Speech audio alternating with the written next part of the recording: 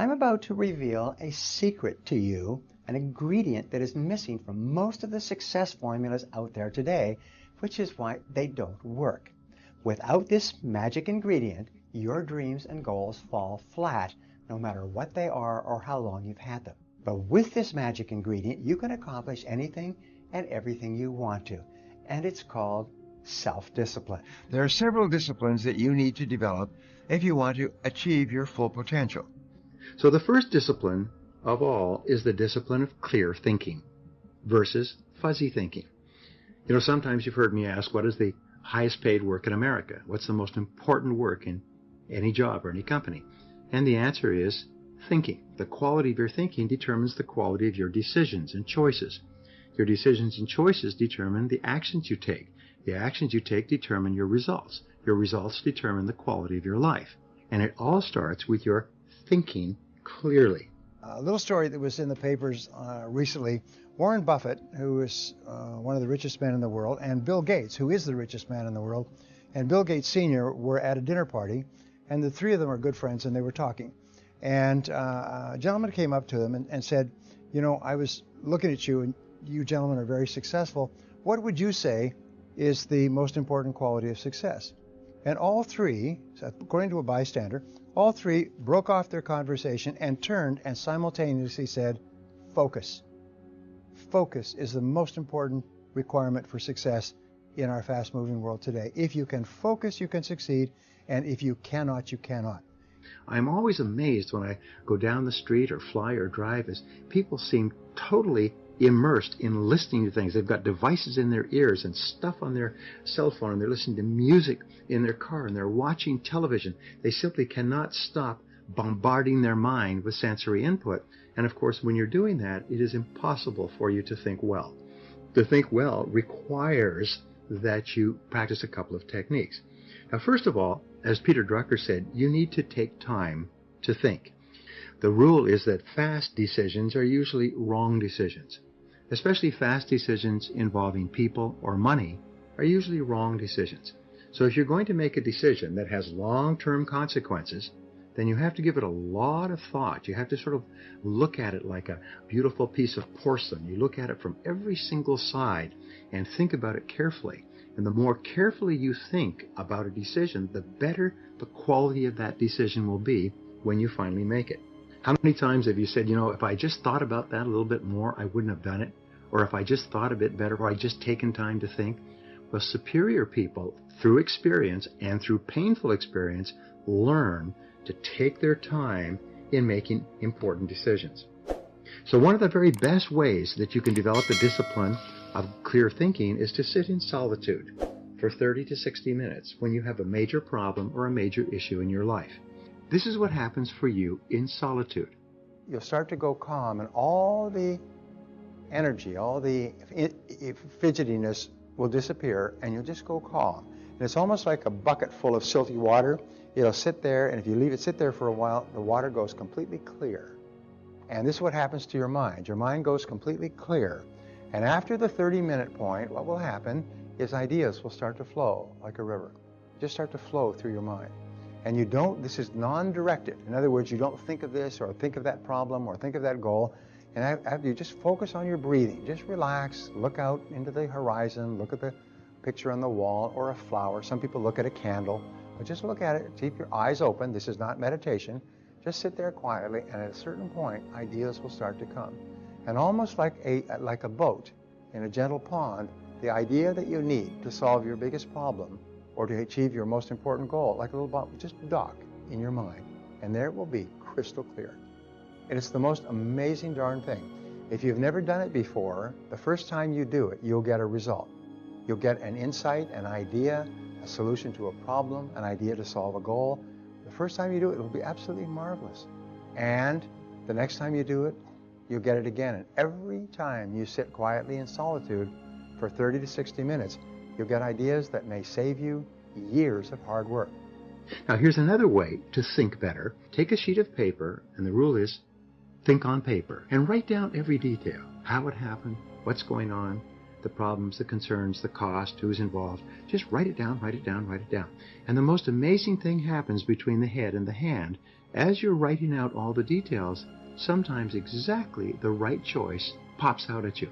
It becomes clear, but you would not have triggered that superconscious solution if you hadn't taken the time to think on paper. You know, Aristotle once said that wisdom, which is the greatest of all human desires, wisdom is the ability to make good decisions, is a combination of experience plus reflection. Experience plus reflection. In other words, you have an experience and then you reflect on the experience and you think about, what does that experience mean to me? How can I use that? What can I learn from it? So reflecting on your experiences, and the best way to do that is to go for a walk. Just going for a walk where you can't listen to anything, don't take an iPod or anything, just go for a walk, 30 or 60 minutes, and just walk. And while you're talking and reflecting upon something that's going on at work or at home, you'll be amazed at the quality of ideas that will come into your mind. A good way to think better is to ask, especially if you're frustrated or having difficulties, ask, what are my assumptions? What am I assuming about this situation that may not be correct? What if my basic assumptions about this relationship, about this job, about this product or service or this investment, what if my assumptions were wrong? Then what would I do? And here's the key to good thinking. Be open to doing something completely different. Be open to admitting the possibility that you could be wrong and doing something completely different. And what that does is it opens up your mind and your perspective so you can see all kinds of possibilities that you may not have seen before. So clear thinking is the first discipline. It is the discipline practiced by the most successful, happiest, and wealthiest people in our society. Now, the second major discipline is the discipline of daily goal setting. Write out your goals. All goals have to be in writing, by the way. If you don't have your goals in writing, then they're not really goals at all. They're merely wishes. And as they say, a wish is merely a goal without any energy behind it. Have your goals in writing. Write them out very specifically and clearly, and then do this. Every single morning, rewrite your major goals in the first person singular as though they already existed. For instance, if your goal is to earn $50,000 a year, every single morning write, I earn $50,000 a year. If your goal is to weigh a certain number of pounds, if your goal is to enjoy a certain kind of life, write down your major goals in the first person singular as though they already existed today every single morning. And then every single evening, take about 5-10 minutes, instead of watching television, just before you turn on the television, say, wait a second, I've got to review my progress. And sit down and review what you've done in the course of the day. And say, what have I done right today? What have I done right that's moved me toward my goals? And second question is, what would I do differently if I had today to do over again? Those 4 steps, by the way, writing and rewriting your goal each morning, reviewing them in the evening, and asking yourself those 2 questions. What did I do right? What did I do that moved me toward my goals today? And what would I do differently if I had the day to live over? If you'll ask yourself those 2 questions, in the next 30 days, you'll accomplish more than you accomplished in the last 6 months. Because every time you write your goals down, you're programming them into your subconscious mind. When you program them into your subconscious mind, you set up a field of vibration within your brain. And this law of attraction, based on this field of vibration, attracts into your life people and circumstances that harmonize with your dominant thoughts. Everybody here has had the experience of starting to read about a subject, think about a subject, become interested in a subject, and suddenly you started to attract into your life books, magazines, articles, conversations, people, opportunities to expand on that subject. Have you had that experience before? What you do is you create a force field, which we cannot explain scientifically, but it is a field of vibration that goes out from you and attracts back into your life everything that you need to realize your dominant goals. My promise to you is this. If you will do this for 1 month, actually 21 days is good enough, your whole life will change. You'll see changes that are astonishing. People come up to me at every single seminar and say, it was incredible. I started to write my goals every day. I accomplished 8 of them in 6 months. I accomplished 5 in a week. I accomplished most of them within 12 months. It's transformed my life. So all I ask you to do, if you're not already doing it, is give it a try. Now the third discipline is the discipline of courage. Courage means that you have the ability, you have the willingness to confront your fears. Because what I've found over the years is that brave people, courageous people, are not people who are not afraid. They're simply people who master their fears. They're simply people who face their fears, confront their fears.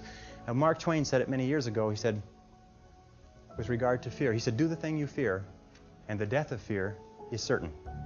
Now, fear and courage tend to be habits.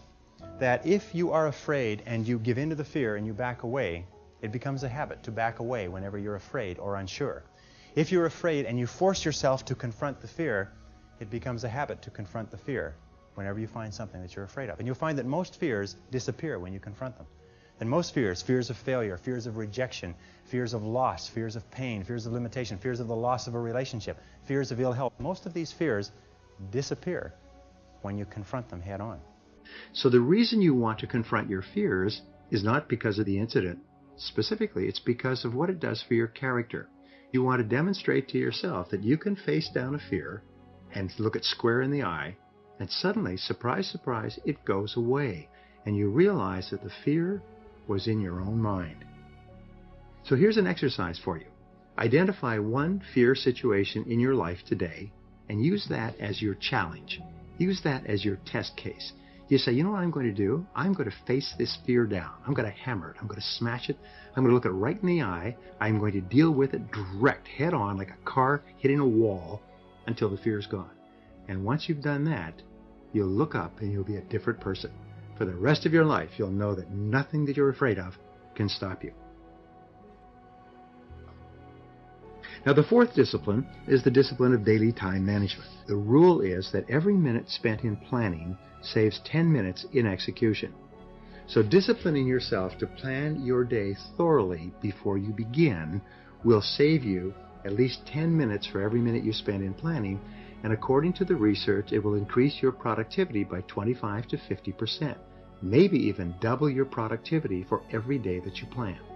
Begin the discipline of daily time management by making a list. Start off with a sheet of paper, again, think on paper, and write down everything you have to do in the course of the day. The very best time to make this list is the night before. If you do this, then your subconscious mind works on your plan all night long, and you often wake up in the morning with great ideas to implement your plan. Then you organize your list by priority before you begin. You don't just jump into it. Use the 80-20 rule that says that 20% of the items on your list will account for 80% of the value. Which are the most valuable? This is the hardest of all disciplines to learn. It's the essence of my teaching worldwide. It is the key to supercharging the quality of your life and your results. If you can start every morning with a list organized by priority and start on your number one task and stay with it till it's done, you will supercharge your life. You will release endorphins in your brain that causes you to feel great. You will motivate yourself and energize yourself and propel yourself into all your other tasks. You'll get twice as much done on any day where you start and complete your major task first thing than on any other day. The discipline of time management will then spread to all your other disciplines. When you can demonstrate each morning that you have the self-control, self-mastery, self-discipline to start and complete your most important task, you just feel fabulous about yourself. Now, the fifth discipline is the discipline of regular saving and investing. One of the smartest things that you can ever do for yourself is to develop the habit of saving part of your salary every single paycheck. Individuals, families, and even societies are stable and prosperous to the degree to which they save money. Savings today are what guarantee the security and the possibilities of tomorrow. The first corollary of the law of saving and becoming a money-saving expert comes from the book The Richest Man in Babylon by George Clason. It is to pay yourself first. Begin today to save 10% of your earnings off the top and never touch it. This is your fund for long-term financial accumulation, and you never use it for any other reason except to assure your financial future. The remarkable thing is that when you pay yourself first and force yourself to live on the other 90%, you actually promote frugal living.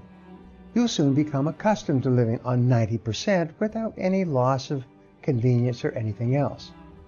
Remember, you're a creature of habit. When you regularly put away 10% of your earnings, you soon become comfortable living on the other 90%. Many people start by saving 10% of their income and then graduate to saving 15%, 20%, and even more. And their financial lives change dramatically as a result. And so will yours. Now, here's an interesting point, and I learned this from one of the smartest money managers I ever met. He said, when we're young, we associate money with pleasure. We get our first allowance and we go and we spend it on candy. And we think that when we have money, we go and we spend it on candy or things that make us feel good. Now, when we become adults, whenever we think of getting a lot of money, our first thought is spending it on something that makes us happy. If you go to a tourist resort where people are on vacation and having a good time, they're just lined street after street after street of knickknacks and gadgets and junk, because people, when they're happy, associate going out and buying stuff. However, what this does is it keeps you broke all your life. So what you do, and this is what he told me, is you rewire yourself. You kind of pull out one wire and replug it in, and you say, instead of saying, I like spending money, you say, I like saving money. And you begin to think of how much you enjoy having money in the bank, how much you enjoy saving, how much you enjoy delayed gratification, how much you enjoy the idea of moving toward financial independence. And when you develop the habit of being happy about saving money, you start to find yourself more and more careful with your expenditures. Soon you develop the habit of living on less than you earn. And you change your thinking from I enjoy spending to I enjoy saving.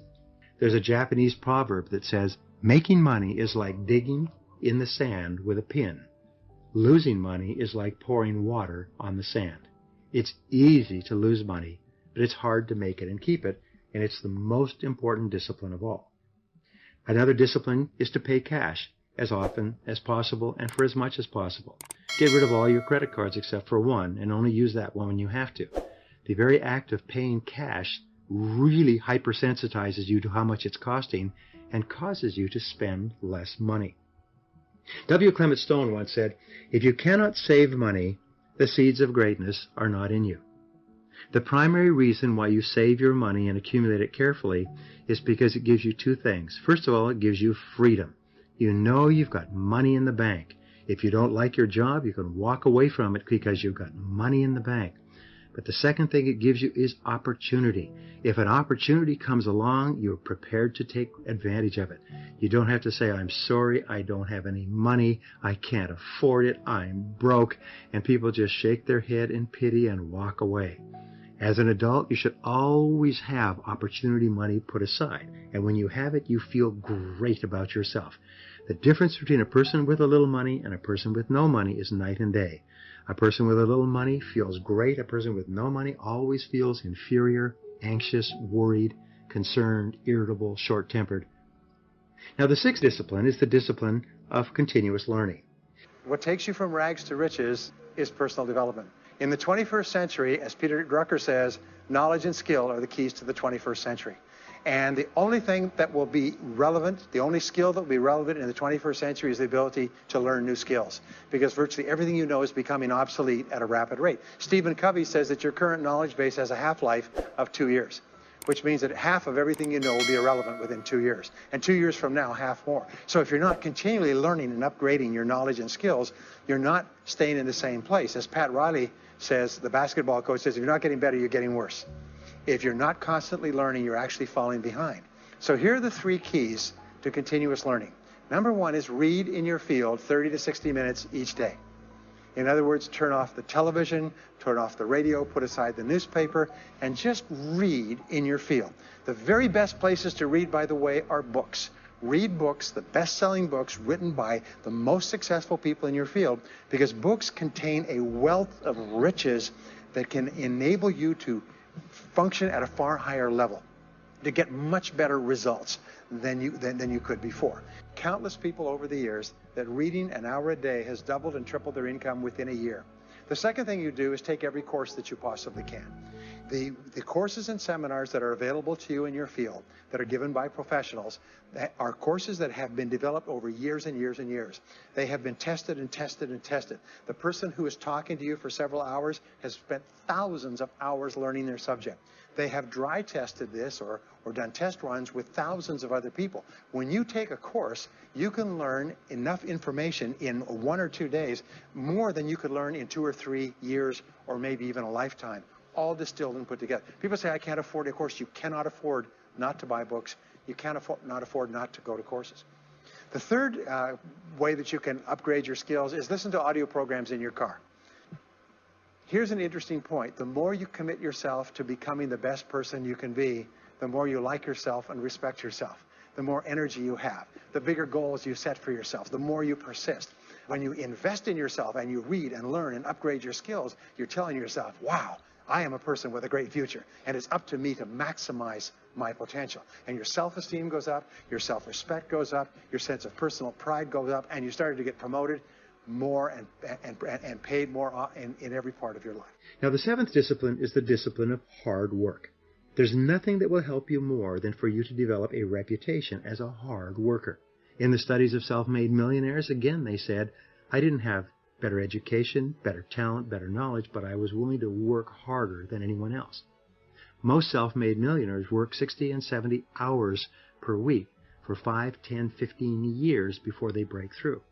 Most other people are trying to get by on 5 days a week, and then during those 5 days a week, they don't work very hard at all. The interesting thing, Thomas Jefferson once said, do you believe in luck? He was asked. He said, yes.